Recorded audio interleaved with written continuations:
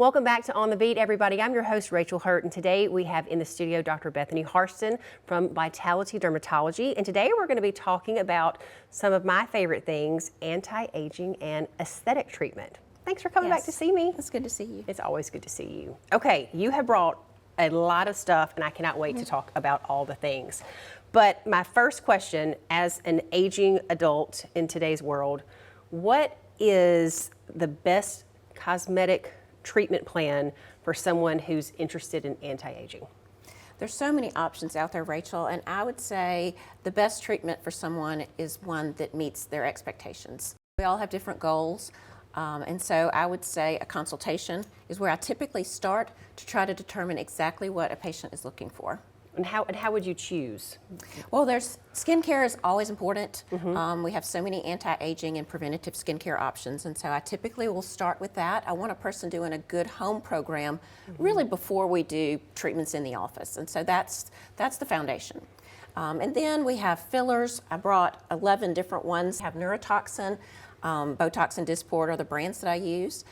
We have a laser suite at our clinic, and we also do facials and hydrofacial and lots of fun things. And so a person can really get confused looking at the menu, which is why we think a consultation, talking to us, trying to meet their goals is a very important place to get started. Absolutely, because there are a lot of choices, and you know, not being totally savvy in the dermatology field, because how does one determine the difference between Botox versus fillers? I mean, because I might assume they're very much the same, but I'm assuming they have different functions and purposes. Yes, and so the neurotoxins, Botox and Dysport are the ones that I use. Those are really used to reduce lines of facial expression. Okay. And so the most common areas that I would treat would be the forehead lines, the frown lines in the center, crow's feet. This is an example of Botox. It comes in a 100-unit vial, and the needle we use is very small. It's actually a little insulin syringe, and so it's not as scary as people think. We always use lidocaine gel if the patient desires. I brought some examples of my lidocaines. It makes the procedure much more comfortable. Okay. And so typically it's done for cosmetic reasons, but I recently had an interesting patient who had a Bell's palsy, therefore had weakness on one side of her face. Right. And I was able to treat the side that had normal strength to give her a more symmetrical look. That's wonderful. Well, what about fillers? What's their purpose? So fillers basically fill. They are volumizers. I have 11 different ones, and so a person may come to the office and say, I want filler, and I have to make the decision on which one is going to be the best for their particular needs. And so I would choose one particular filler if I was augmenting the lip.